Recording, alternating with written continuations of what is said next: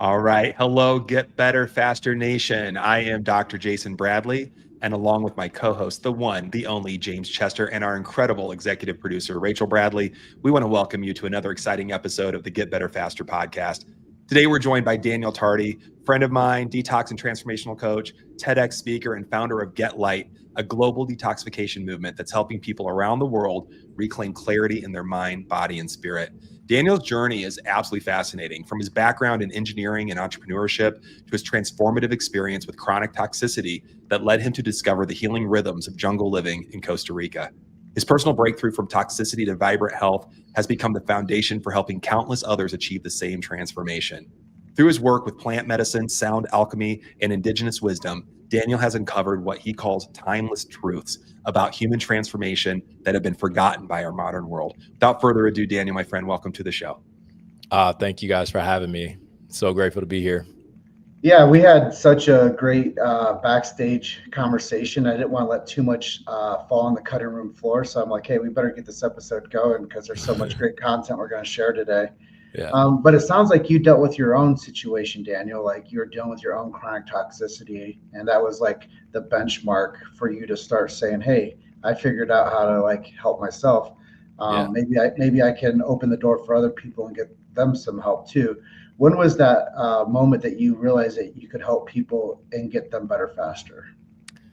You know, it was coming into Costa Rica. I felt like I was probably one of the healthiest people on the planet, honestly. I mean, by that time I was, I had transitioned to veganism, which I wouldn't call myself that anymore. I tend not to go with the labels, but, I was plant-based. I knew what many supplements were. I was tracking the body, in a way, and then also reducing the amount of things that could increase inflammation or toxicity in the body. And yet when we live in the West, what's toxic sometimes is invisible to us. And it's not until you come to a place like Costa Rica that you actually can feel and realize, whoa, like maybe my body is a bit out of balance, So it was within the first couple of years.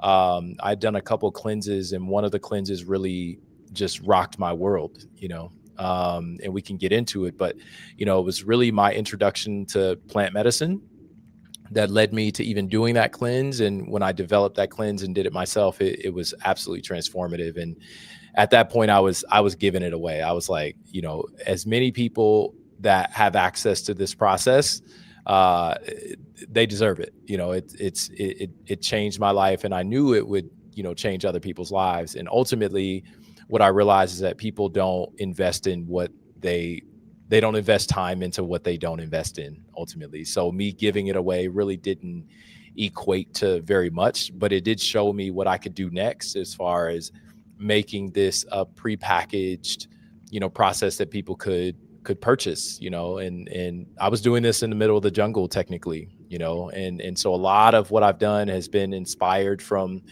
living, very autonomously off grid, and living in a community here in Costa Rica.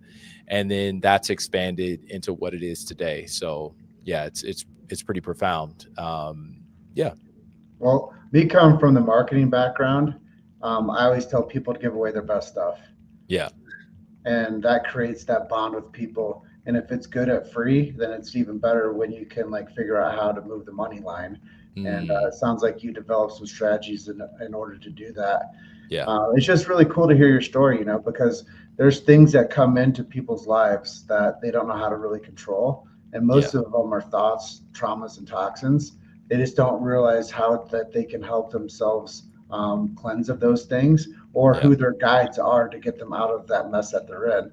And I think as we talk today, we're going to ask you a lot of questions about how to get people out of those three topics: thoughts, traumas, and toxins. Yeah. And I'm ready to dive in. Yeah. No, man, me too. I know we just got started, but there's already so much to unpack. I've already been keeping notes. So, I just want to say this. It's interesting because I think that, again, I was just getting interviewed on the Bold Conversations podcast earlier this year, and I just saw a clip of myself. And I think the question was, why are people struggling this day? And my answer was just one thing after another, which was basically like, in this modern world, what aren't people struggling with anymore? Yeah. And I want to tie this back into what you said which I think is really interesting. You said when we live in the West, a lot of the toxicities are invisible, and before we even jump in deeply into the overt, observable toxins, I mean, traumas come to mind, physical traumas anyway, certainly different diseases that we can name and all this kind of stuff. I want to really dive in a little bit into what the heck did you mean? I don't want to make any assumptions. Tell us about invisible toxins in the West. Yeah, I mean, life in the West already is somewhat removed from, let's say, nature in the way that nature organizes reality, you can say. And so it's somewhat artificial. And I lived in that reality. I was, an electrical engineer, graduated from one of the best engineering schools in the country, moved to Iowa in 2007 to start my career. And pretty much right away, I was kind of feeling the pressure that society had already placed on my unconscious. I noticed that I was taking actions and I was in situations and at my job, and I've got a career now, and I'm joining work parties and people that are retiring after 40 years of work, and I was like, whoa, like 40 years this person's been here doing this. And so these were some of my initial wake-up calls, like, no, I can't, I don't think I could spend 40 years here.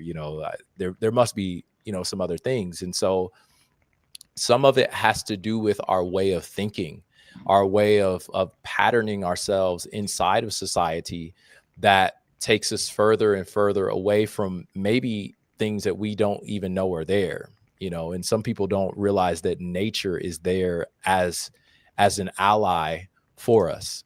And so if we are not realizing that, then all of the other things in society that are potentially there to I don't want to necessarily say harm us, as if someone's intentionally just like messing with humanity in that way.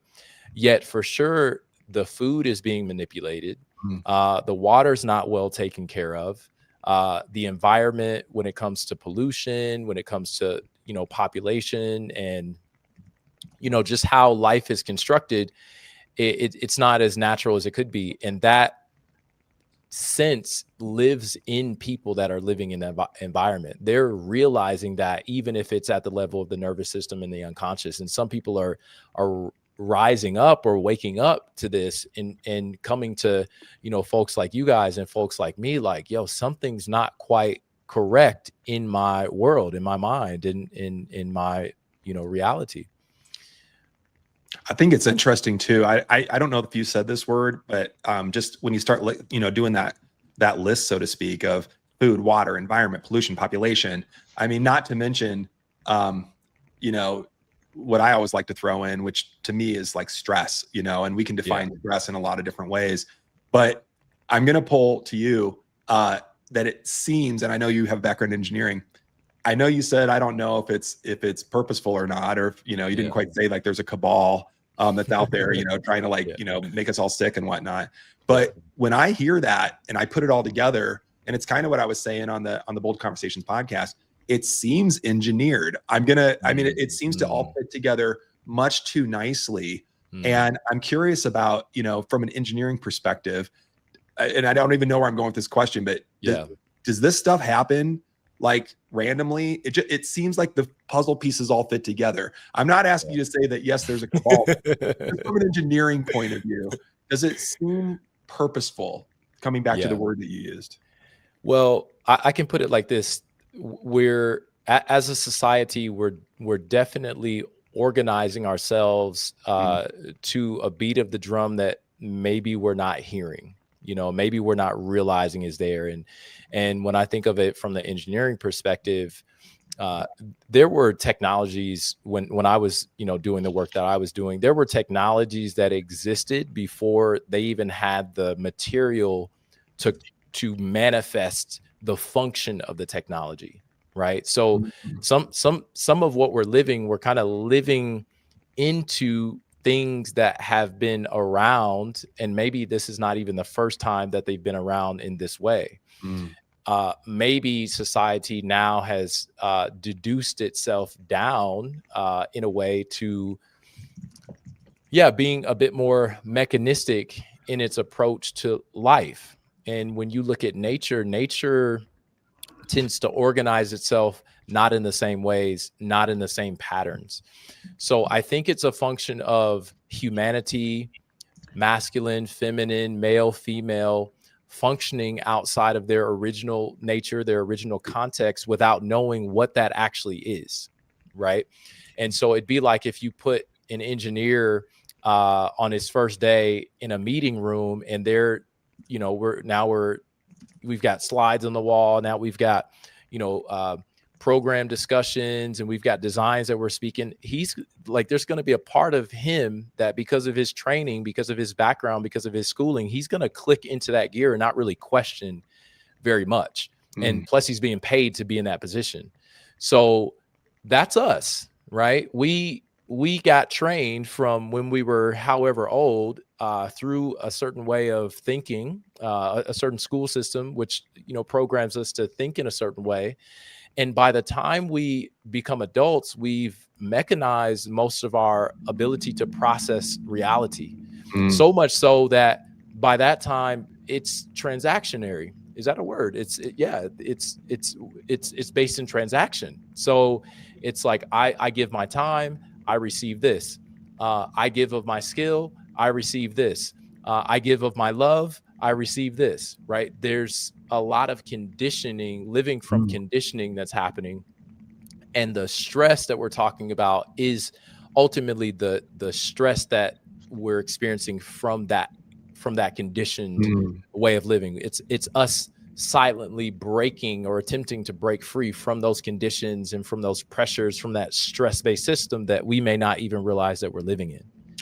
I know James has something to say here, but I don't know where I picked up this word. James probably knows, but I call that stinking thinking, because we're so like, it's so subconscious, and we don't even realize the way we're thinking. It's just like you said, it's like it's automated, and our society just layers on more and more and more that everybody thinks that way and everybody does it this way. So it must be the way that things are. And then all of a sudden we have people like you and me and James and our listeners that are like, wait a minute, like you said, 40 years of this, I can't do this. Like, this is not my passion. This is not my spirit. This is not my soul. This is not my heart. I cannot do it. And so what we do is we step outside off the conveyor belt. What is it? Birth, school, work, death, right? I mean, that's what we all do: birth, school, work, death. And that's all we do. And it's that stinking thinking. But when we step off of that treadmill, it can be a lonely world, because there's not a clear direction to go at that point. And it can become overwhelming and confusing. So when you stepped off that conveyor belt, which you did, which I'm so happy, and I think I met you around that transition, actually. When you stepped off that conveyor belt, what was your next step? Like, what did you tell me about that? Tell me about that part of the transformation. Yeah, for me, there was a process in stepping off the conveyor belt, because I think I stepped off the conveyor belt onto larger conveyor belts. Like, it was like escalators at that point. And because I went from, my world of engineering, as an employee, and at this point I had been reading books, and I read Rich Dad Poor Dad, and it's like, okay, maybe I need to become an investor, because like this employee and this quadrant thing is pointing that an employee is really a slave, and like maybe I should really invest, right? So I started to get into real estate investing and redesigning homes, and so essentially that also then plunged me further into that system, because now I'm in debt, utilizing that system in order to get ahead, which I'm not really saying is right or wrong. If it serves people and what their soul is here to essentially accomplish, then great. But I realized after doing that for about 5 years that it was like going the opposite way. It's like, whoa, okay, now I need to actually break free from this thing. And that happened almost in a way where, like, I feel like my higher self was giving me situations where it forced my hand to kind of give up that reality, because I just started to not be as successful or affluent, and the bills were piling up, and the houses were, not getting done quick enough, and the banks are knocking on the door. And so at this point, I really, forced myself to start selling everything off. And it was at that point that I felt more free than I ever had. Like, and I think I actually had at that point more money than I had while I was doing more time and more energy and more money than I had than when I was, deep into building that out. And so that's when I started to travel. I went to, Central America. I came to Costa Rica. I went to Bali, at one point, went to Europe. And that's when I started to really expand and see the world in a totally different way. And I'd go to like, cities in Europe and different places like, why aren't people at work? Like people are just out and moving around and drinking wine and just living life. And it was what I was doing as well, but I had done certain things in order to arrive at that point. And I knew that, if I position myself correctly, I can actually do this right from the level of the soul without having to give myself over to a corporation or to a bank. I can do this in a natural way. I just didn't know what that was, but I think my higher self was guiding me to that. And that ultimately led me to moving to Costa Rica, which was in 2020. Actually came here in February of 2020. Oh, wow. Timing. Yeah, right before COVID. But there was a whole lead up to even what led me here right before that all that happened, because I was having dreams of planes not taking off, and I was having dreams of houses catching on fire. And from speaking about the engineering background, that was a time where they were really talking about the smart meters, and they were deploying all these smart meters. And I wasn't really into like the conspiracy aspect. And there were people that were, let me hang this note on the door so I can resist this thing being on my house. But I was like, something's weird with this, like I can't really figure it out, but like people are picking up on something, right? There's something in the field that maybe I should also be paying attention to. And so there were times where I would have complete realizations of these smart meters being the potential cause of certain things that were maybe going to happen in the future. And I didn't know why I was having those, those ideas, those thoughts, but they were just coming to me. And I don't know why I was having the dreams of like planes not taking off and things like that. But, essentially this is what was happening in my own consciousness, and I think that also speaks to when we're being guided and when we're really listening, there is always something that is beyond us, that is putting us in certain positions so we can serve how we're supposed to. And that was what my guidance was, essentially guiding me towards, was to be in nature, to come to Costa Rica and to explore who I am in this environment. And of course my life is completely different than it was then. It's amazing. Yeah. Couple clarity questions for you, Daniel. What type of engineer were you? Did you go to school for, and what were you doing? Yeah, I was an electrical engineer, and I was working on military radios.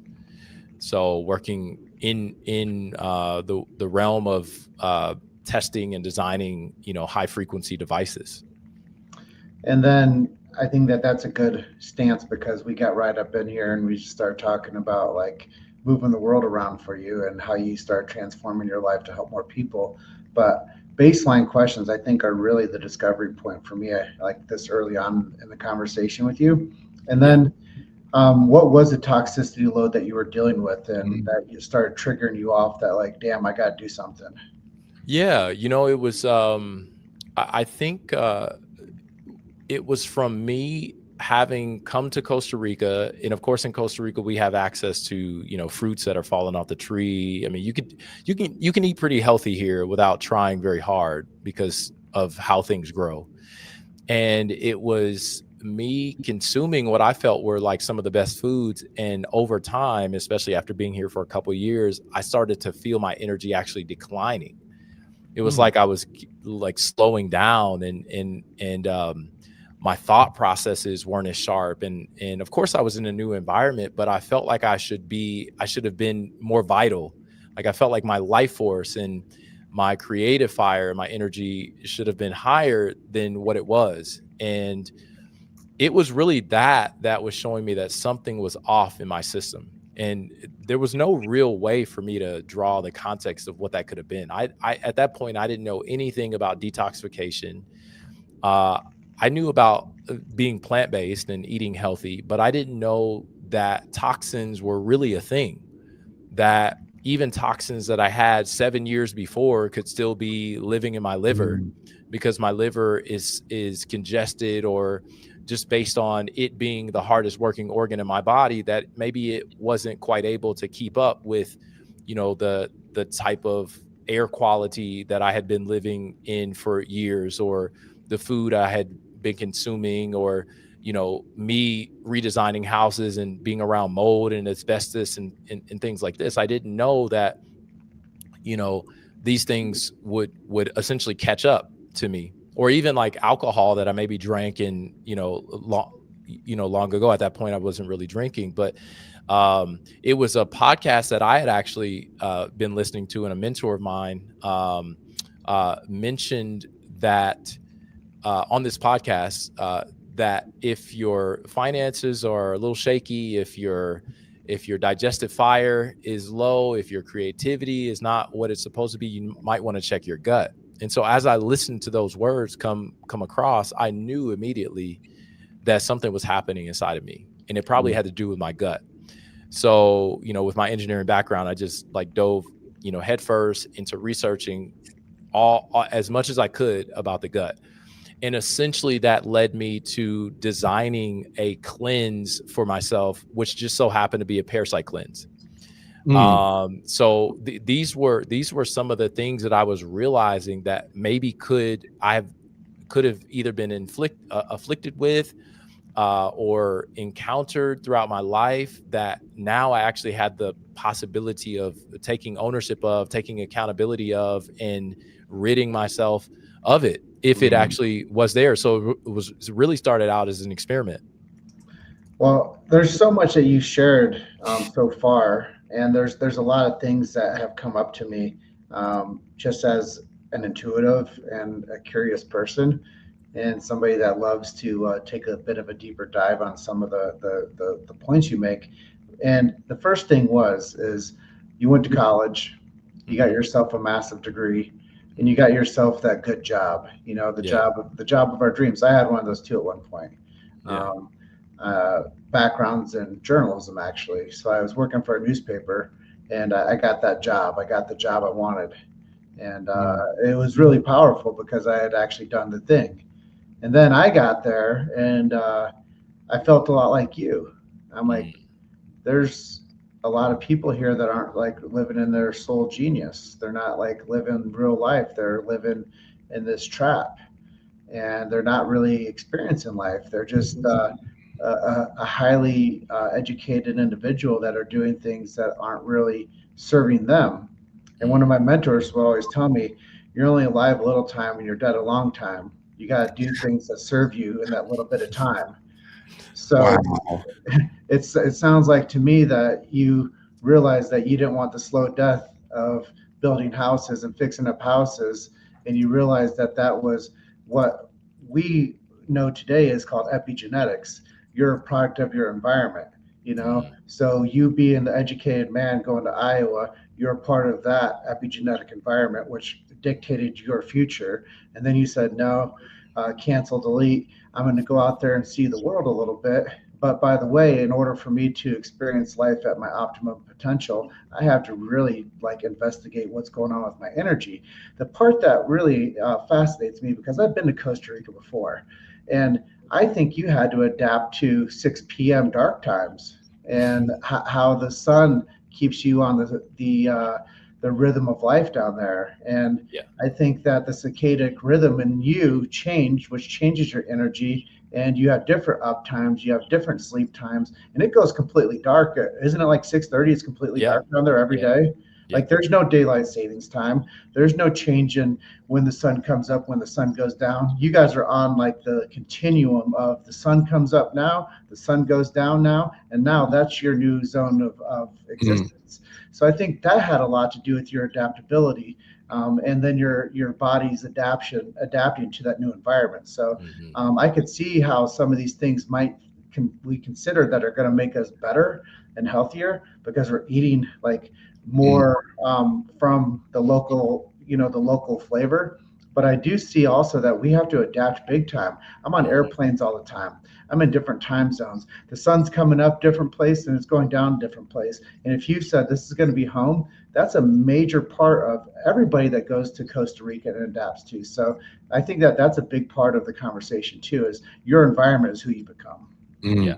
Yeah. Incredible point.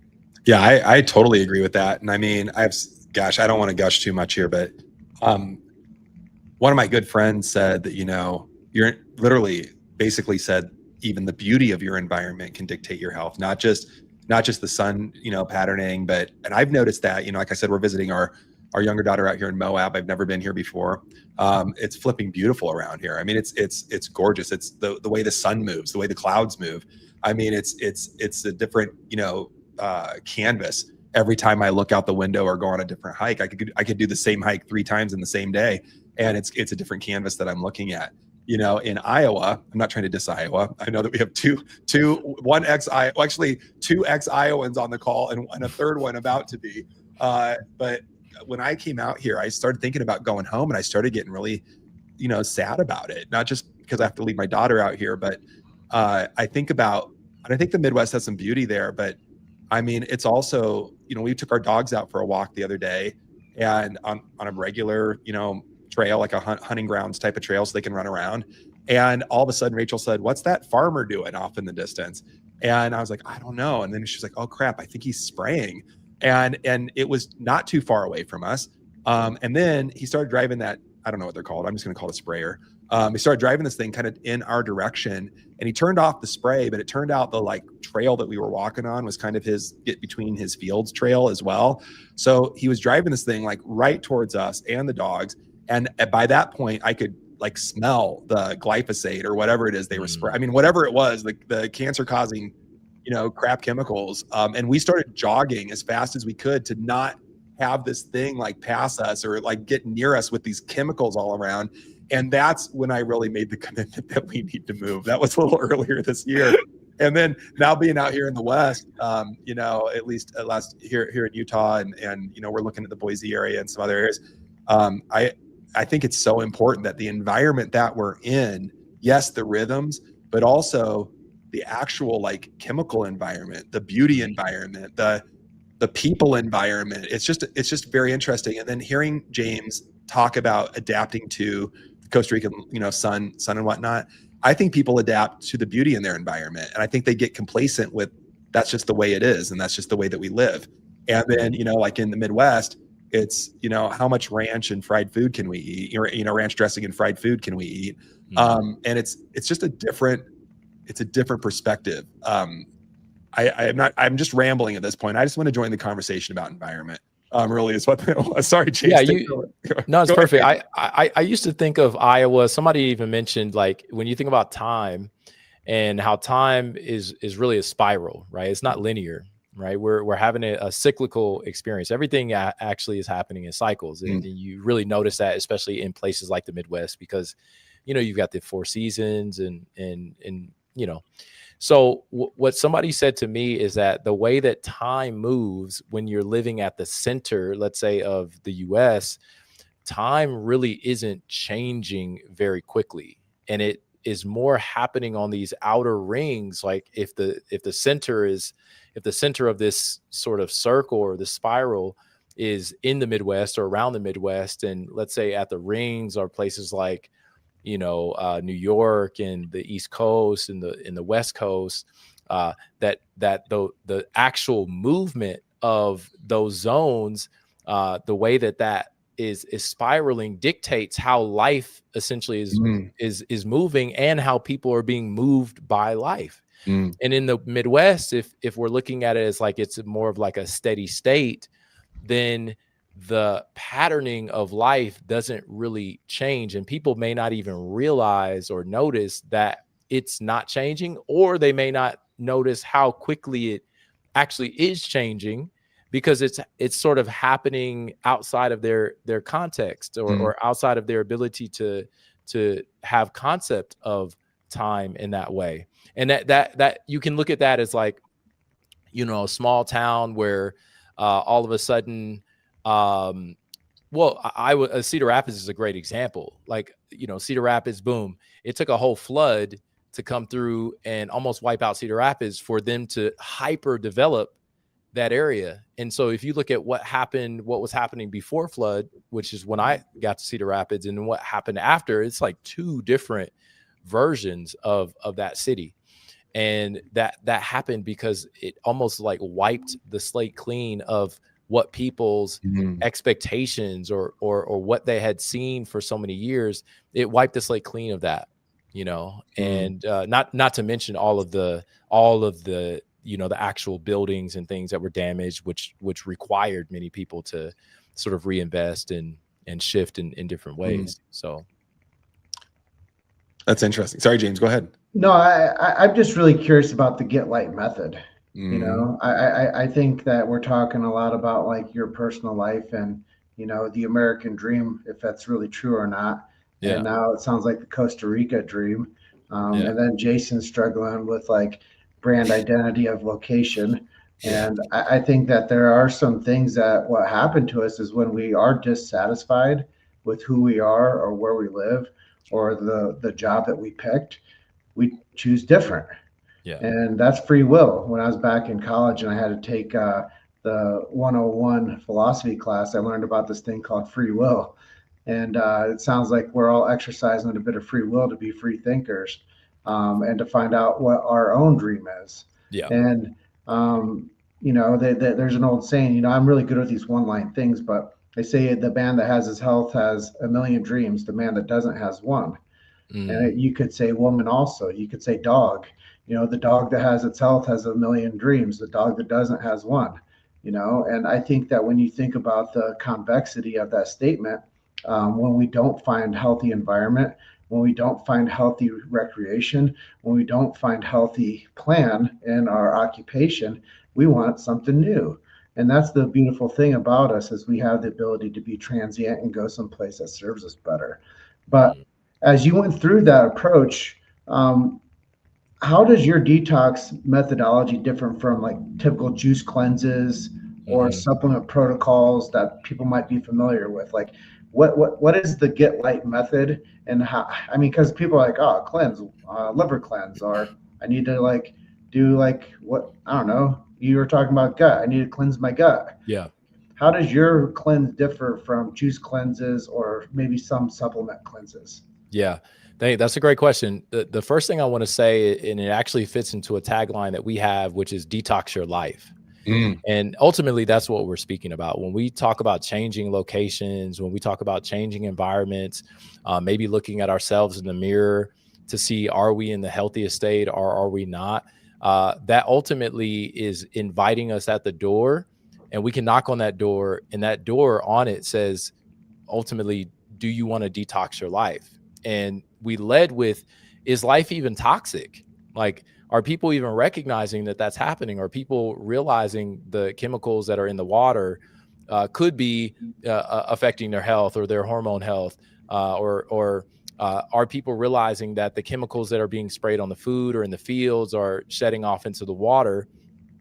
And then that's affecting their what, the quality of the water that they're drinking. Are people recognizing that the inflammation that is potentially happening in the body is not just because they're allergic to a specific type of food, or just because they ate that thing that they weren't supposed to eat?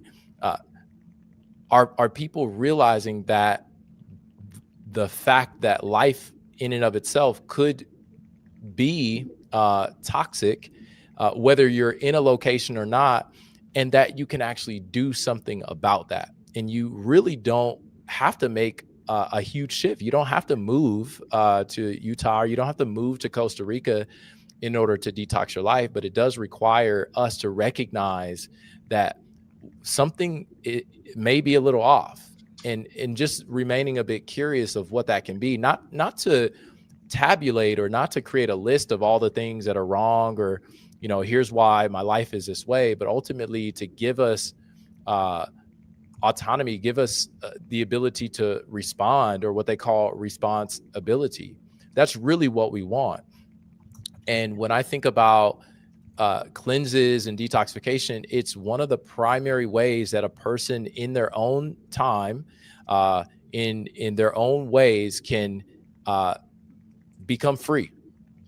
They can have these realizations of health. They can have those realizations and increase that longevity of the dreams that they have by simply taking, and what I like to call it is structured action. Because I was one of those people that, again, I was at this point, I was vegan. So I had graduated from the meat eating childhood that I had been in, where, my family was, cooking meat on the grill. And, we had, literally restaurants where we were serving food that potentially wasn't that great for people's bodies. So I graduated from that, cutting out meat, then going into veganism, and then figuring out that it wasn't necessarily about what I was putting in my body. It was my ability to remove or reduce or to eliminate what I had accumulated over the years. So that is the approach that I have. It's not about how healthy you are. It's not about what you eat and what you don't eat. It's about, do you have a structured process that actually allows you to tend to your body in an intentional way? This is what Get Light does. So what I noticed is that if people were like me, they already thought that they were healthy. They really didn't have a context or anything to compare their health to, except, well, that guy is, or that woman is over there, like, they're pretty sick. I'm not that, so I must be healthy. But our health is based in the things that we can't see. Of course, it's based in our vitality, but cancer is even an invisible thing until somebody's, telling you, if you're not feeling good, and then somebody's doing a scan on you or taking your blood, and they're like, hey, there's something off. All that was happening internal.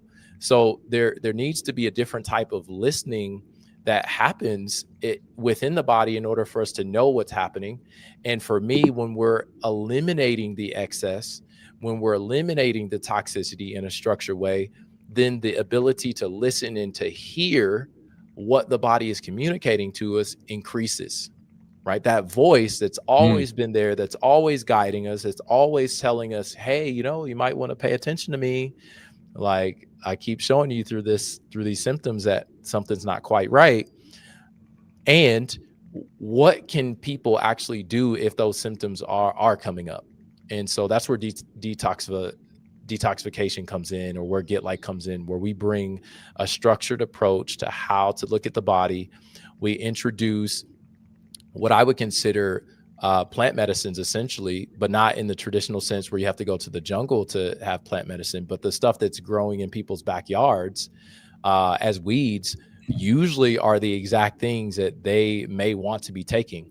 They even say the things that are growing in your environment, that are growing in your backyard, because we live in a symbiotic, reality. That means that you are connected to everything.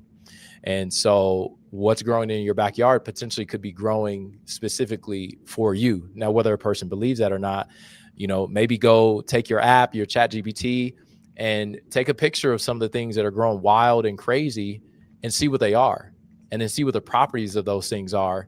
And it'll tell you, we have the technology where we can actually not only be curious, but we can jump in and take that power to make different choices.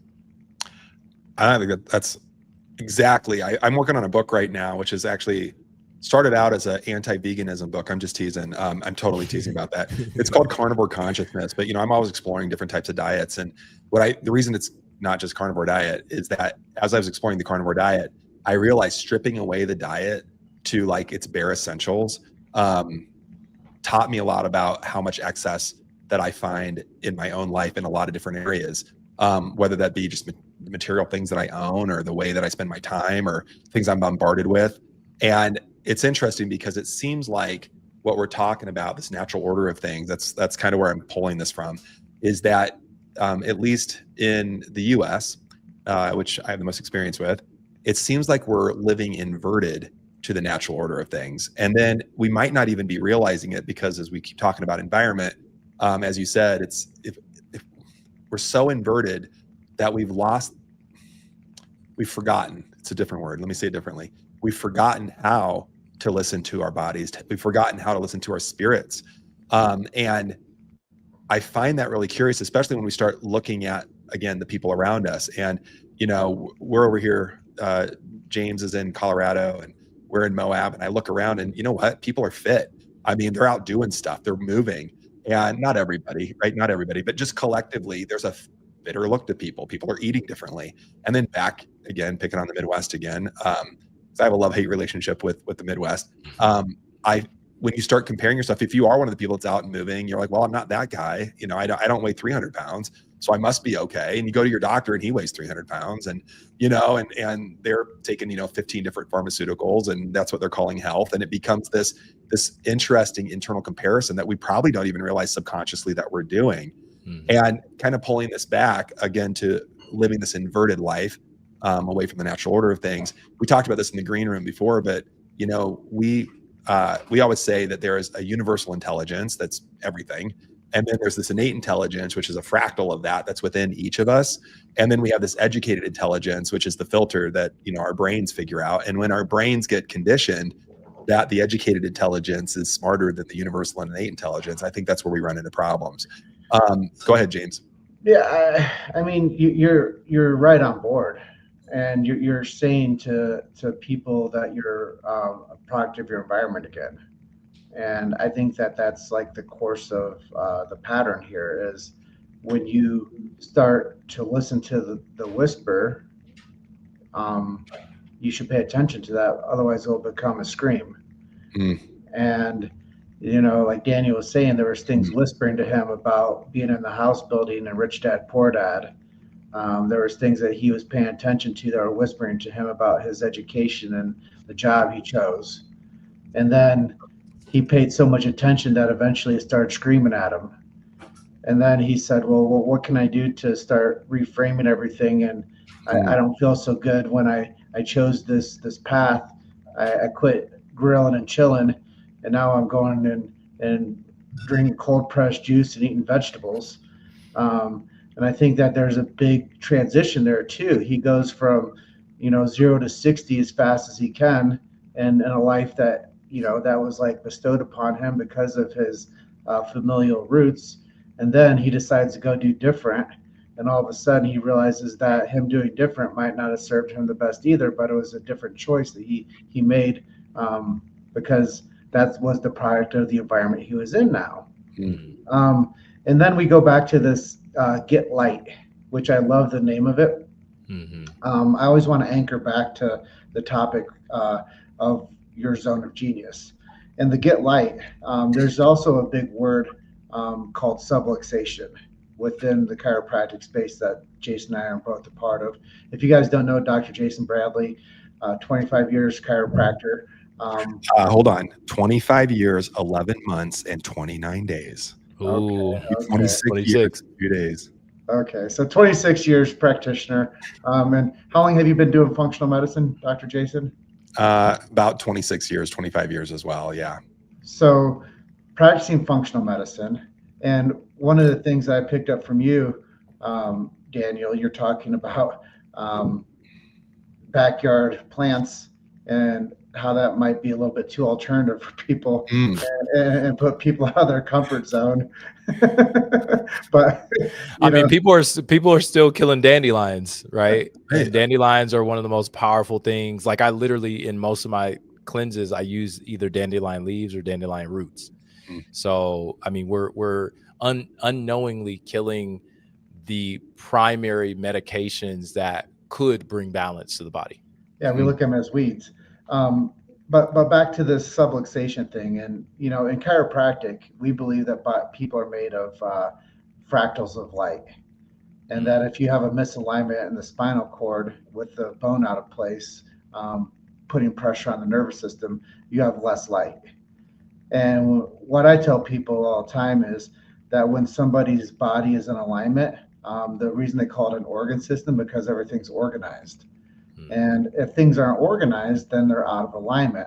So we have to find out how to bring those things within back to alignment. And sub, if you guys want to break down the word, means less, right? Like if you're like sub ground, you're underground. And then the word lux, which is the meaning of light. So subluxation, misalignment.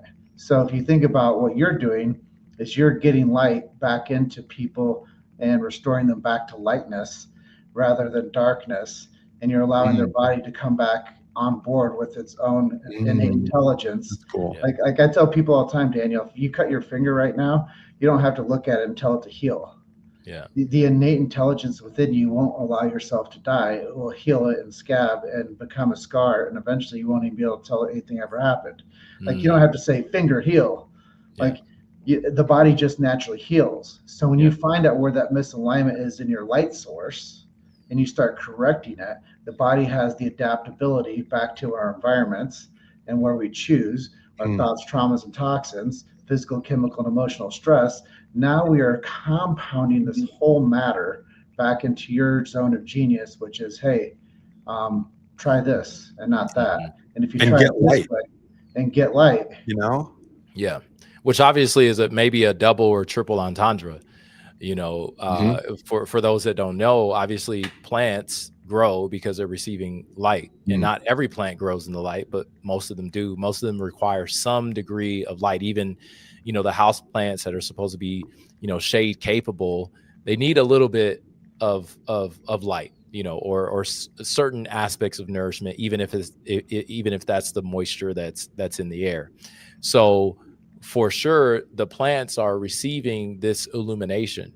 And when I think about herbs largely are still in their original form. There are herbs that have been, you know, are descendants of things that have been, you know, cut, treated, modified, and things like that. But there are also herbs that have been around for a really, really, really long time. And so they still have what we're calling that innate intelligence. And so essentially, when we're intentionally delivering certain herbs in a structured way into the body, we are receiving the innate intelligence of that plant. And usually the way that the way that, you know, plants work is not just like, okay, this is a plant and this is what it does, and, you know, this is the name of it, but look at what that plant look at what color it is. Look at how it grows. Look at where it grows. Like, wow, that thing seems to be growing through the concrete, right? So think about that plant. If that plant is a spirit, which I trust that, you know, that plant is sentient, it's alive, right? Meaning, like, okay, if I don't water it, it dies. Or if I don't especially for those that are in the house, like if I domesticate them, I have to treat them as like living beings, or else they'll essentially die. So what we're saying is that the way that certain plants grow, where they grow, whether it's a bark or root, these have to do with the way that we can receive it. I can say it in a different way. How that plant grows often affects where it lands in our body, how it affects the body, right? So a root is going to usually work on the deeper parts of the body, especially like those lower three chakras. So Cascara sagrada, like licorice root, marshmallow root, those are all going to be digestive aids, right? Where you have herbs that are like gotu kola that kind of grow above ground and they almost like lift above the ground. Those are going to be nervine, so they're going to assist, or tulsi basil. The way that those grow are going to, you know, resemble to us, especially if we're looking at it in this way. They're going to affect those different parts of our body that are also aligned to that. And then you can take it a bit further and say, okay, as I'm preparing that herb, and let's say I'm making that tea, you know, that came with Daniel's Get Light Detox Kit. Wow, the water consistency seems to be a bit different. It almost has like a mucilage type of property to it. Well, so does your intestinal lining. So, wow, like, you mean that if I drink this thing that's similar to the properties of my intestinal lining, then it can actually impact that? Yeah. So I look at herbs as being a mirror reflection that the Most High has given us in this realm, that reflect to us, if we're in communication and communion with them in a good way, reflect to us our ability to arrive at that innate sentience internally. The body, of course, heals itself. And if for some reason the environments that we live in, if the of course, the toxicity levels, the rate of that potentially is moving a little bit faster than our body's ability to heal itself, especially in a stressful, type of life. Then sometimes we need a little bit of assistance, and that's where your ability of intentionally setting the body on a path or setting the body straight now allows for things to start to organize or become organized in their own way, in their own time. But we can assist that, process. I think that's amazing, for sure. And I like the get light because, again, using that idea of the subluxation or the state of being less than light, I love the idea that plants, I mean, they're absorbing light. I mean, they transform light into plant energy or plant medicine. And then we get to take those plants and eat those plants, whether it's as food or as herbs. And we get to put that light back literally into our bodies. I mean, it's part of what we're doing. I mean, chlorophyll, plant blood, is really similar to human blood in structure, chemical structure. And, plants literally they biotransform the UV light, the sunlight, into pure energy that our bodies say that's what I need. So I love that get light. The plants are getting light, the people are getting light. And then also just on a real practical level, I'm going to make an assumption. We haven't mentioned it at all on this call, but I'm going to make an assumption. I bet that when people are going through Daniel's get light method, right? I assume they're actually losing some weight a lot of times too, right? Because we carry a lot of that around. I don't want to put words in your mouth, but they're actually getting lighter. That's a triple entendre. That's a triple entendre. That's exactly. A triple entendre, right? Yeah. So tell me about that. I mean, tell me about weight loss with this. Yeah. So the body, right? If we trust the intelligence of the body, in most environments, the body can self-heal. So under the right circumstances, when you cut that, as long as you're not swimming in, mucky water, that wound is going to heal, right? So the body in the proper conditions does what it needs to do in order to arrive at, the highest form of stasis that it can reach in that particular environment. So ask that question again. So because I'm going to get there, but I wanted to. I was working on that triple entendre, right? That people are doing the and actually getting lighter. Like exactly. So when we treat the body in that systematic way, the way that it's sort of piled on toxicities, and usually when there's higher toxicity, there's higher weight, because our liver wraps or stores toxic things in fat. So literally, if we take something that's toxic, even things like alcohol, if you drink enough alcohol, then all of a sudden that can turn into a fatty liver, which is your body's intelligence, your body's mechanism of protecting you from those toxins, and it stores it. So that's where a lot of people's weight gain come from, is from the protection that the body is creating. And we can some people even look at, like, there's certain therapists that'll say, people that carry a bit more weight or a bit more, bulk on their bodies, that's also emotional protection. Right. So what we do is we reverse that. So we say, okay, well, if the liver is, piling weight on because the body now doesn't have the mechanisms in order to actually purge out these toxins, then maybe we should focus on the liver. Okay, cool. But then if the body is then purging toxins, well, where do they leave the body? Well, they leave the body through, the pathways of detoxification. So your colon is primary to that.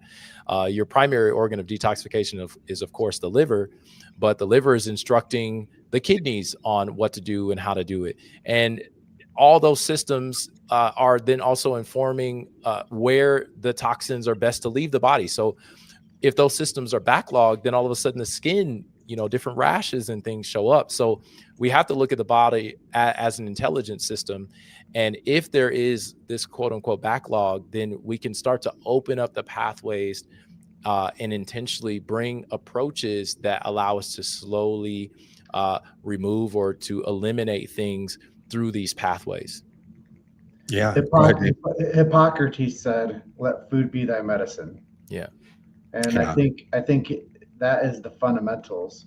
And as I come to realize is that the body needs nothing extra in it, simply needs no interference. when we clear the interference up, the body self-regulates and self-heals. And that's what you're talking about. It's not just the weight of getting light from the toxins, but it's also the emotional weight. And you said a lot of times it's trapped in like the coils of the liver pathway, or it's trapped in the coils of the gallbladder pathway. You didn't say that, but I'm just going for the detoxifiers. Like these things are actually the detox pathways. And there's these detox pathways from the kidneys. So if those things, as heart plaque per se, start to get built up, you have a heart attack. People just aren't talking about liver attacks. Like we just don't know what to call it. So there's no really like phraseology around it. But that's what happens when people have a liver attack. They become toxic and they start putting on weight. So if you start cleaning up the bile pathways from the gallbladder to the kidney to the liver, now we don't have no more liver attacks. We have the body starts to like shed the weight and the emotional state starts to improve. And like you said, the outer epidermal layer starts to improve too. Because if one thing isn't detoxing the right way, it's going to show up symptoms in other parts on different parts of the organ system. And like I said, the reason that we reduce the subluxation and restore body back to balance, removing the interference, is because we restore light to people and we allow the body to go back to what in the medical world that I don't really live in, they call it homeostasis. So if we can bring people back to the balance of health and intelligent design, now there's no more liver attacks. Yeah. Oh my gosh, I got to unpack some of this. I got 4 points. If I remember all, go Jason, go, dude. It's going to be a miracle. I'm going to tell you right now because I mean, and my ADHD is kicking in too. So I've like 28 thoughts right now. First of all, I wanted to say before both of you said what you said, I had written down this: life will find a way. The expression of the innate intelligence will always work to rebalance the system as long as we don't get in the way. And I think that's an interesting thing. The other thing I wanted to mention about liver is we have an epidemic in the United States that's called NAFLD, non-alcoholic fatty liver disease. What does that mean? It means that I have basically the liver of an alcoholic, and cirrhosis, like real bad, like gonna die, but I'm not drinking, right? And it's because of this bioaccumulation of toxins. It's the foods we're eating, it's the stress that we're under, and et cetera. And it seems like, wow, well, that could take years to happen. And look at all these adults that have NAFLD, right? But guys, we're seeing it in children. We're seeing it in less than 10-year-olds. We're seeing 8-year-olds, 7-year-olds with NAFLD, with toxic livers. And I mean, clearly, hopefully, they're not drinking, shots of vodka every 5 hours or every 5 minutes. These kids are really sick. And I was thinking about how different the world is. I'm not going to take it back to environment, but how different the world is with, our great grandparents growing up. I mean, they had their own struggles for sure, but they did not have this toxicities that we're exposed to today. And we're seeing this rampant sickness. I mean, people are dying. Kids are dying of NAFLD and cardiovascular disease in their preteen years, and no one's talking about it. And I'm not even trying to get into like heart attacks due to the, controversy around the vaccines. And so I'm talking about beyond that. We're seeing NAFLD in children, and children dying of liver disease, heart disease, all related to this liver toxicity, which finally brings me to my question to a certain extent. And I'd love to hear your thoughts on this. I've noticed, coming back to the way the body works, right? Let's bring it back. Daniel mentioned that when we have this bioaccumulation, besides just storing up in the liver and congesting the liver, it starts to accumulate as body fat, extra weight that we're carrying. I think James mentioned that, and we say this in naturopathy as well, that the skin, the way our external appearance is really a reflection of what's going on the inside. So when we see things like, basic stuff here, acne, eczema, psoriasis, all these like skin conditions, I would say even skin types of cancer, we're starting to see a reflection of what's actually on the inside of the body. So I find that interesting. But I've found, and I'm just going to throw this out, that there is a certain danger associated with losing weight, which sounds really strange, but let me explain what I mean. You mentioned, or we all mentioned, that we have this bioaccumulation, the fat, we burn the fat off. That fat doesn't just disappear. The toxins in the fat don't just disappear. they've got to get out of our body. And the way that works is through something called the hepatic portal system, which is basically porting or moving these toxins through, right, that then get biotransformed, put into the gut, so that with a little chemical messenger that says, hey, we got to get rid of this. This is really a bad thing, right? And then we move it through. But as you mentioned, if we're doing that, I mean, we could use artificial weight loss, GLP-1 agonists. I like to call it Nozempic, not Ozempic, right?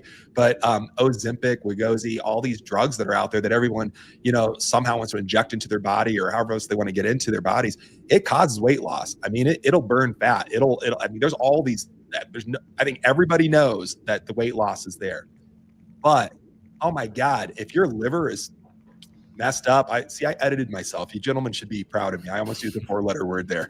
But if our liver is messed up, and we're not able to get rid of it, and it can't attach the right chemical signal to it, or if our gut can't move it out more quickly enough, all that we see happening, and this gets wild, is we just see a recycling of those toxins, from the body fat into the liver, put into the gut, recycled back into the bloodstream, maybe redeposited body fat, but then we're breaking it down. And it's just like, it's an endless cycle where and that's why I think people that use a lot of those drugs get so sick. Most of the people that use those artificial weight loss drugs can't be on it for more than 2, 3, 4 months because of the massive side effects that they're having from that. And I just really wonder about and now we're hearing about the dangers of these drugs, and people still want to line up for it. I mean, people will line up for poisons if they're conditioned the right way to have that stinking thinking that we were talking about, right? But Daniel, I'd love to hear a little bit more. Have you seen, I think what I'm trying to say is there's a danger in weight loss if we're not taking care of the other pieces of the puzzle.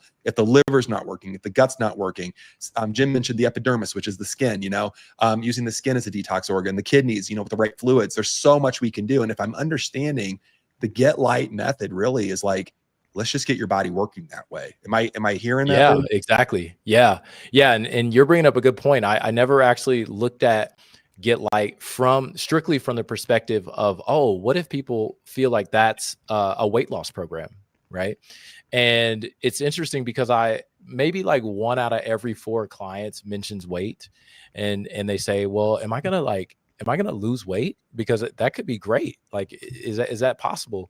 And what I tell people is, like, I don't guarantee weight loss, right? That's not something that I even bring up often.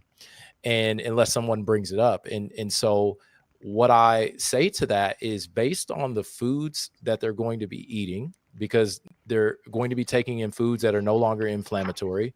They're going to be often working on their detox pathways. They're going to be working on the gut microbiome, introducing positive gut bacteria. They're going to be working on that mucosal lining. So they're going to be working with the exact systems that are there for the body to naturally arrive at a place where the body doesn't need to carry as much weight. One, because they have more energy, right? When we talk about burning fat, that happens first inside the body. You don't actually even have to, in Ayurveda, they call, for those that don't know, in Ayurveda, they call your digestive fire Agni, right? So there's this thing called Agni that is the fire that breaks down the food that you eat. Right. In Ayurveda, they look at that as the first or the second version of us cooking our food.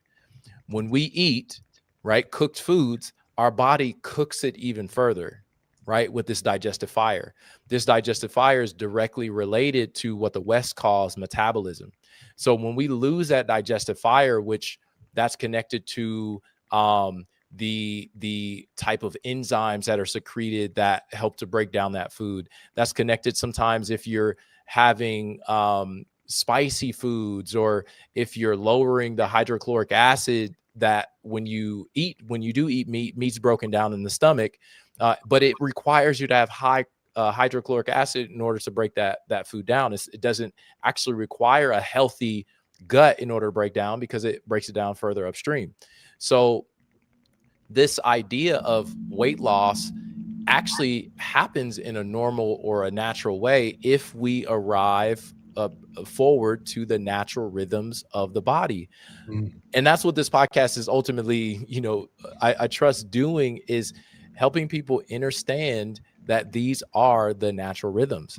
Injecting things in the body in order to create a response is actually a reactionary thing, which if you're using reaction, right, you're going to get a reaction. It reminds me, yeah. Yeah, it reminds me of a quote. I mean, it's around this that I'll steal from the late great Dr. Fred Barge, which was, we've been conditioned to believe that all we need is a pill to sleep, a pill to wake, and a pill for every body ache. Right now, it's injections.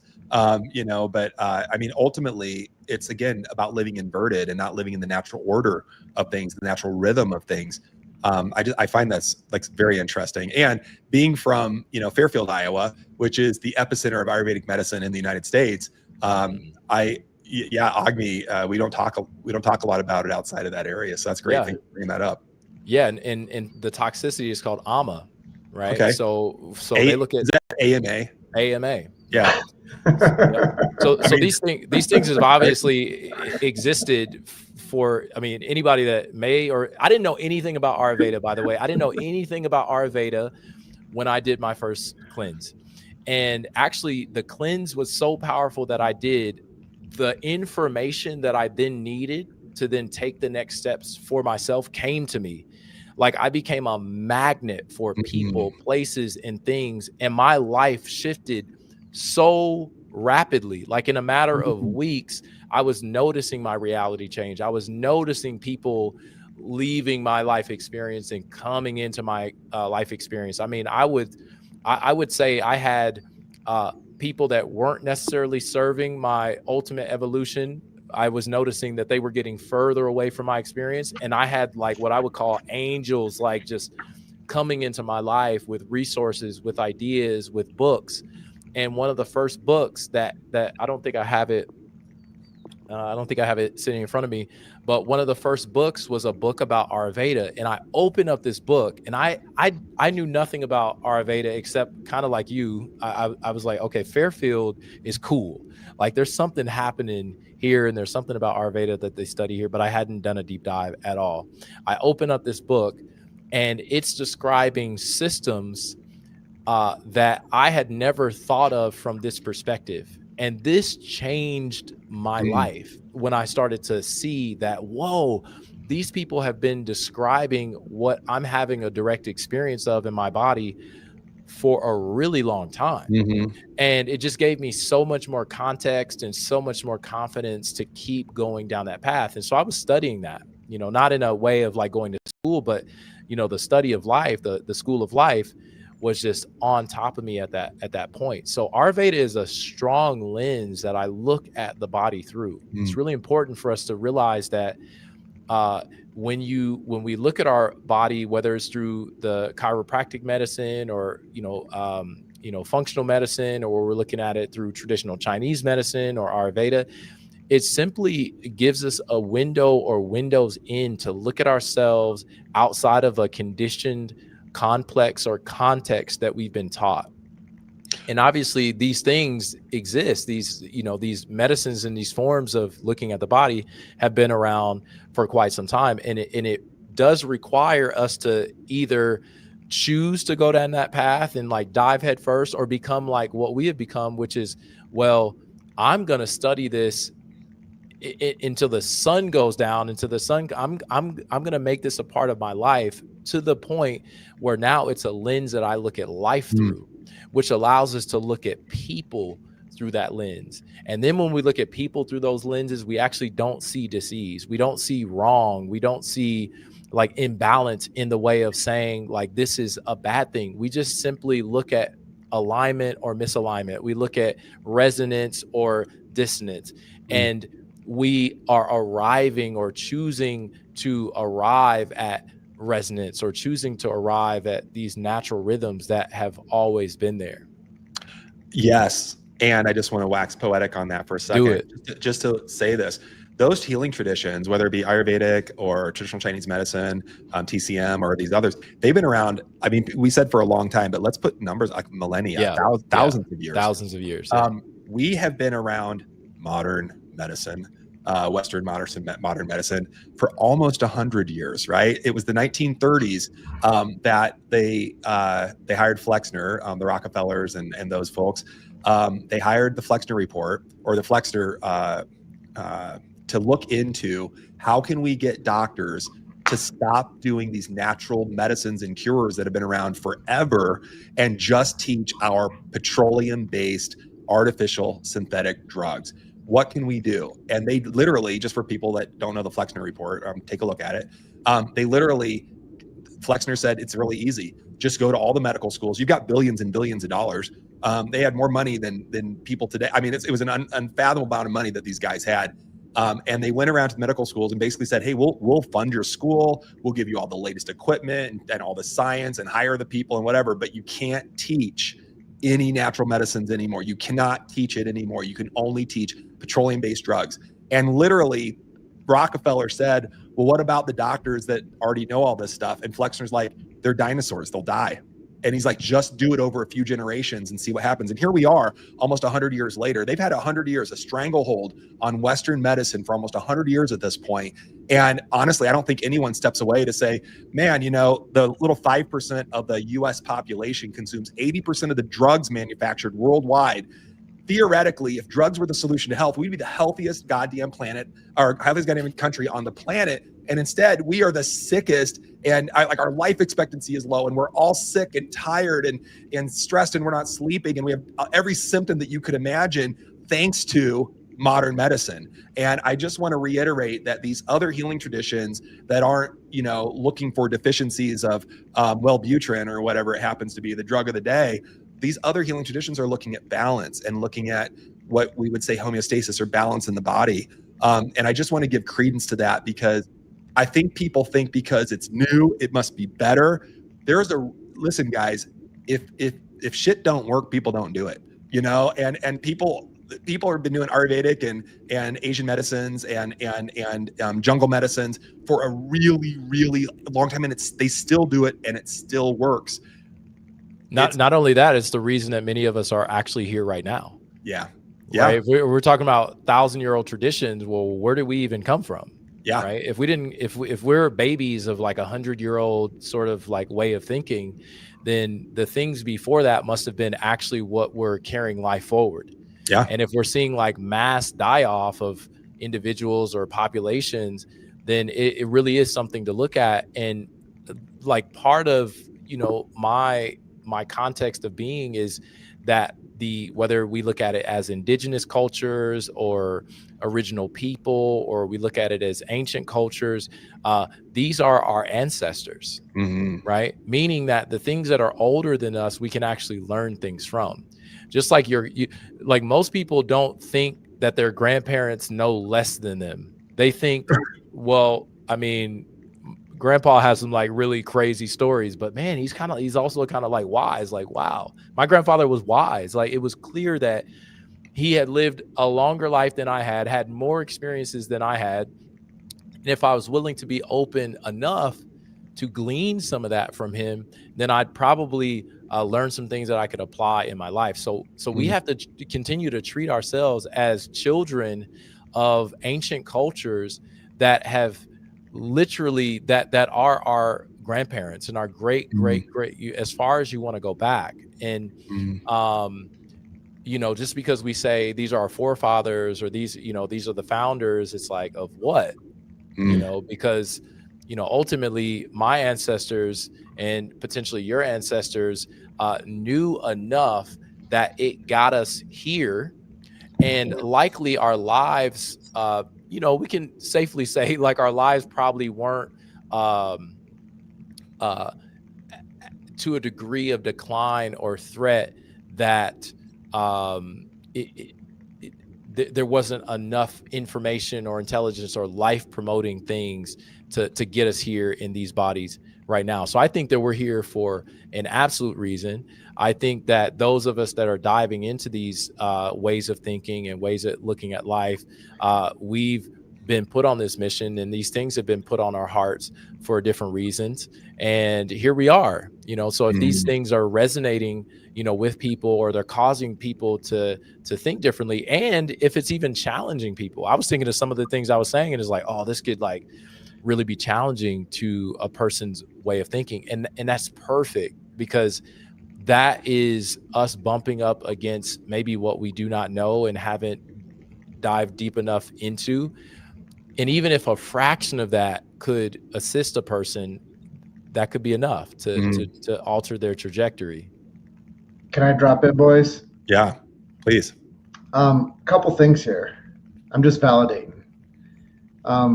Both of you guys agreed that it's taken us about 100 years to get 50% of the American population sick, fat, and nearly dead. Before that, we had different models. We had different education models. We had different familial upbringing models. We had a different society we lived in. And I think that gets us full circle.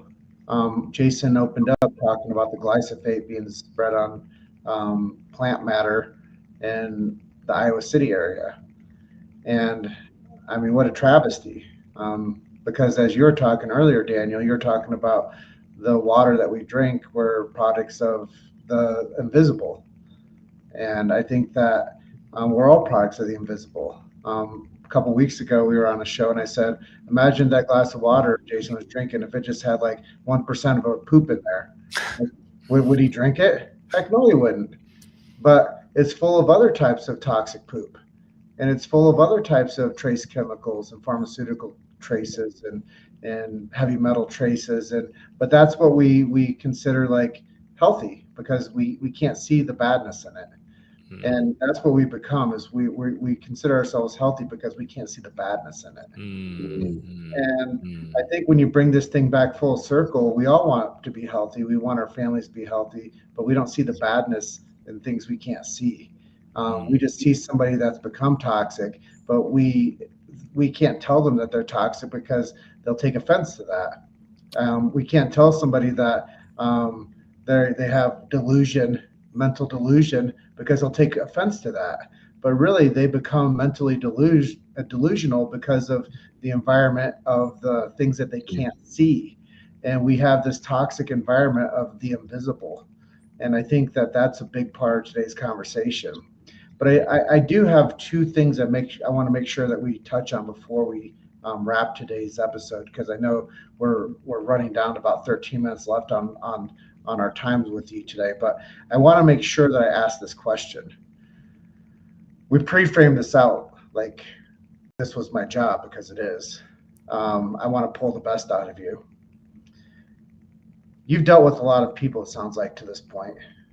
Share with us a couple examples of how you've helped people with chronic fatigue and low energy, brain fog, mental clarity issues, digestive problems and gut health, environmental toxicity symptoms. Like, share with me like an example of people that you have actually helped with your Get Light method.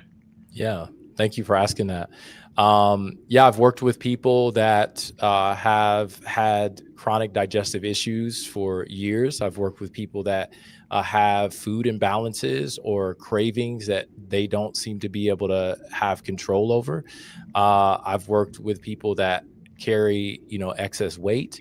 I've worked with people of all affluences, people that are like, hey, I'm kind of spending my last money on this kit and I really hope it works. And I've also worked with people that spend thousands of dollars to fly here to do, retreats with me. So all in all, each person has a few things in common.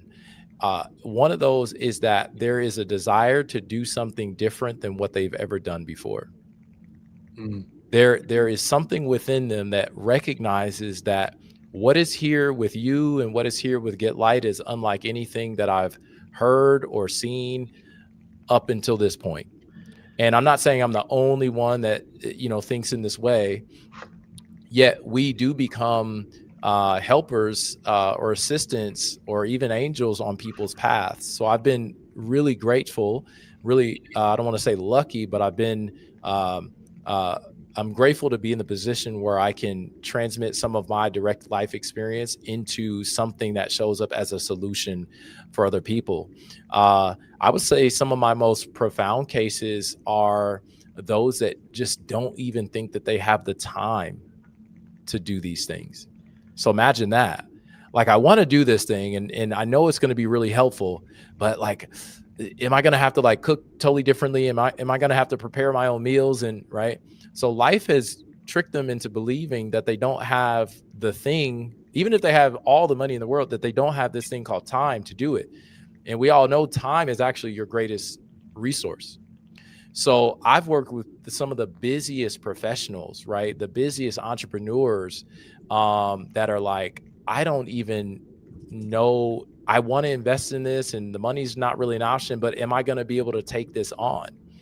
Like, extending this to people that are in that framework, which is probably many people, whether, you know, you have a 9 to 5 or you're an entrepreneur and you've got a 6-figure business, it doesn't matter. But sometimes if there's this limitation that we bring into a situation that is automatically causing us to not feel like we can do it, that's the first thing, right? And then getting beyond that, what the person ends up realizing is that the process that they took themselves through, right? That detox, that cleanse, preparing those foods, they actually realize that they could create time for themselves. And when I say create time, I'm not saying like, oh, I made time for this. I mean that they're adding on years of life onto their life expectancy. They are having experiences where the physical, mental, emotional things, the baggage that they've been carrying around for years fall away and no longer are a part of their life experience. So therefore, they're creating time. They have entered into a dimension, an aspect of themselves, of their lives that they maybe at that point couldn't have even dreamed of. They know that they want to be healthy, and sometimes there are strong symptoms that are at bay. You know, I had a client that one of her strongest symptoms was premenstrual or menstrual irregularity, menstrual pain, which the doctors had diagnosed and gave a big fancy name to. And she thought she was, you know, stuck with this thing forever. And I would say maybe within the first 3 weeks of working on the colon and the liver and, you know, her doing working with some reproductive based herbs completely transformed that part of her being. Right. And that transformed her life. Like, she didn't even think that was the thing that she was after. She was just wanting to get clarity and not have, get better sleep and, lower the inflammation. But she said, and she was 3 weeks, let's say, into a multi-month process. She said, if she had have known that was the thing that she was going to realize or remedy in this, she would have just done it just for that. Well, the rest was a bonus. Here, what you're saying here, Daniel, is this is the method to get better faster. And that's why we do this show. Yeah. And what you're talking about, these people, they're health frontiersmen, and they're going to somewhere they've never been before. And in marketing, I tell people all the time, what you pay for, you pay attention to. And, sometimes it takes your time, your talent, or your treasure. Whatever you have, sometimes it takes your prayers. So whatever you have the most abundance of, you need to find your path. And it sounds like you have the path to lightness. Yeah. It's really powerful that you have this and that you're sharing this. I know Jason's probably got like a suitcase full of ideas over there, but I'll let him go, and I'll finish up with my final question for you, just because I think it gives people that you landed moment. So, Jason, I think you're ready to go. I'm ready to go. I'm always ready to go, right? So here's the thing too. I just want to say what I'm going to say now is already going to lead into Daniel Tardy part 2, because we didn't even get a chance to talk about. We mentioned it a couple of times, but there's a whole thing that we've left out here that I think is super important. So I'm just going to read you guys my notes. And there's only 5 notes, so don't get scared. We've been sold that health comes in a pill or an injectable poison and that all problems can be solved in 30 minutes with time for 4 commercial breaks. That thought came to me. Doctors are not trained in anything beyond pills and poisons. And then I remembered cut, poison, burn. That's all that modern medicine is. It's literally, if you break down anything that the modern medicine does, you're cutting something out, you're adding a poison in that's not natural, or you're burning it, you're cauterizing it, right? Cut, poison, burn with chemotherapies and radiations and things like that. And then this is where it got interesting. The scariest thing to big pharma and big medicine is that people could remember that they already know how to be healthy. And I think that that's an important lesson from our conversation. But then this is where I wanted to set us up for part two. And then James, I'm gonna hand it right back over to you. Transforming life is also about raising vitality, which we were talking about, right? And increasing our frequencies. And when we raise our frequency, because Daniel, you were talking about angels were coming, people were dropping off, but angels were coming in. Guys, when we raise our frequency, and we will start to attract people who are at that frequency or higher frequencies, right? But then sometimes we outgrow, I mean, God bless everybody, but sometimes we outgrow the people that aren't purposely raising their frequencies. And it's just interesting the way that law of attraction works to a certain extent. And the reason I wanted to bring up frequency is because we've mentioned it a couple times and vitalism a couple of times. But in addition to Get Light, and part of Get Light, the detox, is that Daniel has a whole like other part of this that is frequency medicine and somatic frequency medicine, about raising frequency. And I think it's important that we have another discussion on that. I know we really focused on kind of the biological aspects of, bioaccumulation of toxins and biotransformation and elimination and all those pieces. Very important stuff. But there's a whole frequency thing here that we just didn't have time to dive into today. So Daniel, I'll let James wrap us up, but we'll get you rebooked right away, and we'll talk more about the frequency and raising frequencies and the body, mind, and soul implications of what that means, because it's, when we start going down that rabbit hole, it's massive. It's massive. Right? So, and this is coming from an engineer. Studied frequency. I studied cell towers. Studied how frequencies hop and spectrums of light, basically spectrums of frequency, and how we communicate. And so I'd be honored to come back and speak about that. Man, we'd love to have you back on, and we'll get you rebooked. Thank you, James. I'll turn it right over to you, sir. I close out a lot of times, and I always say, hey, is there anything we didn't ask you that you would like to talk about? And I think we've already answered that. So, but I can't get off today's call. It might take you a little longer than 5 minutes, but I think it's super impressive that you've done a TEDx talk. And I can't close out this interview without asking you about that, just because it's been high on my radar. It was an introduction of the show. And I'm sure people are out there curious, hey, what did this guy talk about? So what was your TEDx talk about, and how did it change to where you are today?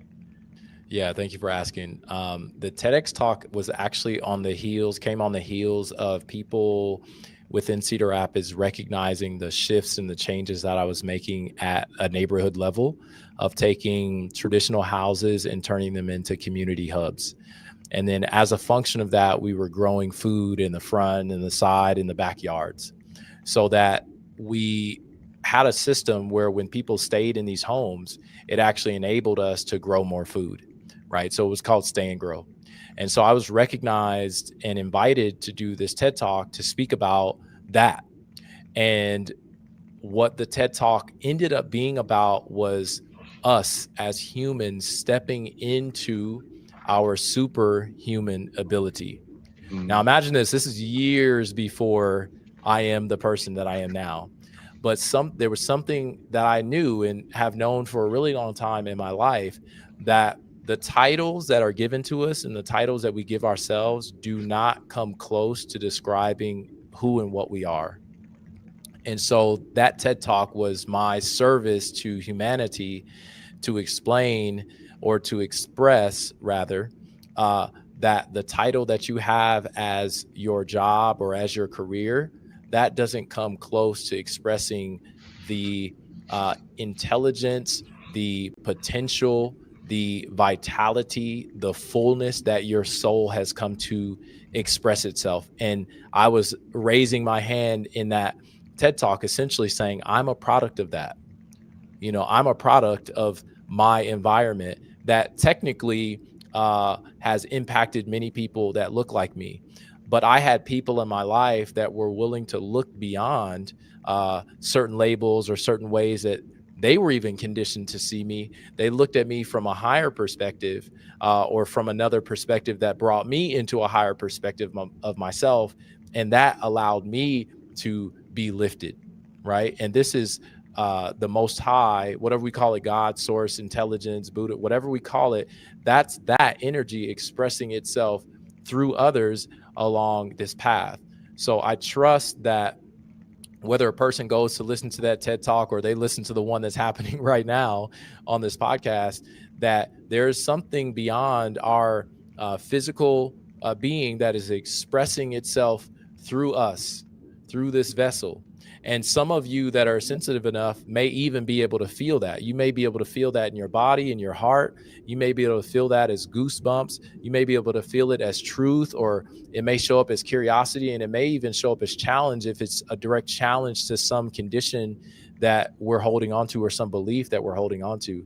So that podcast is the same thing that's happening here, which is speaking to humanity and saying that you are beyond what you think you are, and you are beyond what anyone else thinks that you are. And we can remain curious, and you can remain curious about who and what you are. And when you do that, you become more, because you are that. Use the land around you and feed yourself is what I heard. Yeah, yeah, yeah, yeah, yeah. You use the vastness of this reality to see yourself through that lens, because it's vast. I'm right now looking at a mountain peak that no human is going to go up anytime soon. It's vast. There are trees and there are plant life and there are intelligence is there that could be the next plant or the next medicine that goes into a person's body and heals something that they don't even think is curable. It's vast what we're living in. And so we are simply explorers. I consider myself as an explorer. I'm an alchemist. I'm taking something that doesn't look like it could help or assist and turning that into something, but in a way where I'm intentionally communing with nature to listen to what that process is. I don't have to necessarily go to school to turn a thing, a plant or whatever into a pharmaceutical that then, like you guys are saying, really doesn't do the good, that as much good as what they're saying that it's going to do. I can listen to my own innate sense and transform my life because I made the choice to do that. And that is contagious. This way of thinking is contagious. Yeah. That's the real contagion. And that's potentially what you're saying, those forces or those powers, if we look at them like that, which I don't really look at it like that, because nothing external is more powerful than what you are as a soul, you know? So that's actually what they're nervous about, is us finding out that we are infinite, we are souls, and that we've actually come here to undo some of the things that have been done here. And when we rise together and we do that together, there is nothing that can form itself in the material realm that can stand against that, because this is not the only realm that is here serving us. So, well, my wrap on that whole thing is we got to cure the invisible. Yeah. And we don't know what the invisible is until we take inventory of who we are, why we do what we do, and the internal mechanisms that either tells us it's good or bad. Yeah. And we have a blurred line between good and bad. And sometimes good is filled with bad. Mm-hmm. And sometimes the bad is wouldn't even know what good is. Mm-hmm. So it's a vibrational frequency of thought and association. Dr. Jason, do you have any closing remarks on today's show before I go ahead and send us home? Oh boy, I mean, I could rattle on for, like I said, so much time on this, but I think that, thinking about the invisible and just recognizing that there's just and then the vastness of it all. We're just little tiny specks on this planet, and this planet's a little tiny speck in the creation of everything, and there's more that we don't know than we do know. And I love the idea of being an explorer.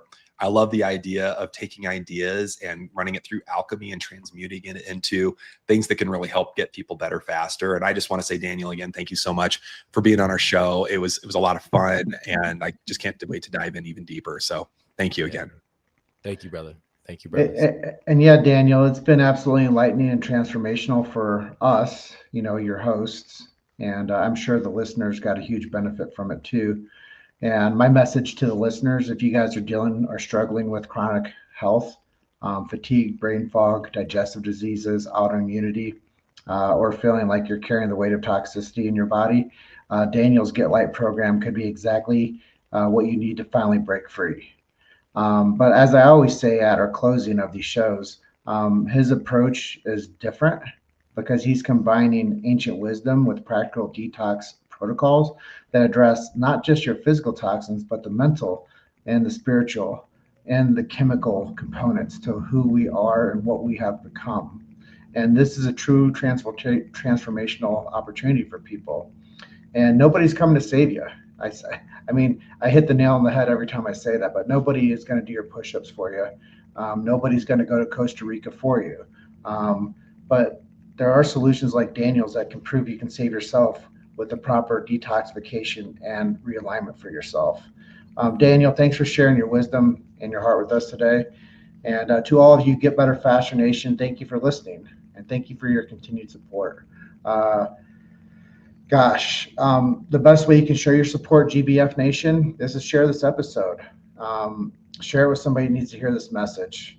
And don't forget to subscribe and never miss another episode. And to get all behind the scenes tomfoolery that Dr. Jason and Rachel and I all do, if you guys could be in those green room chats, it'd be a whole different world for you too. But we've got more coming your way, and we have more incredible guests, and we have them lined up from now until I don't even have enough fingers and toes in my hands to count them. But they're going to blow your mind with real solutions like Daniel's for reclaiming your health, your happiness, and your life. And up until next time, keep questioning everything and keep getting better faster. Daniel, thanks for coming in from Costa Rica today. Yeah. Thank you guys. Appreciate you so much. Appreciate you too. All right. Well, that's a wrap. Appreciate everybody out there watching. And remember, comment, like, and share. And we'll see you guys in the next episode. Love talk. See you next time. Ciao.